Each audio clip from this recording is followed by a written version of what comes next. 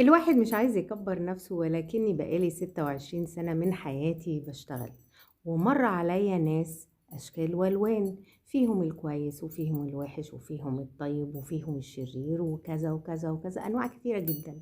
هكلمكم على أنواع الناس دي وهبقى أمثلها لكم بالحيوانات. النوع التاني من الناس اللي بتشتغل معانا السماوية، اللي أنا بمثلها بالتعبان. دي بتفضل تبخ السم في ودان كل واحد شوية، وتوقع الناس في بعضها، وبتتميز بإيه بقى؟ بقلة كلامها، وتحركاتها بتكون في هدوء، وغالبا بيكونوا بيشتغلوا في الاتش ار. ولكن على خلاف العادة أنا شفتها في بوزيشن المانجرز. وإيه نقول إيه، نشوف الأنواع التانية بعد كده. وشكرا.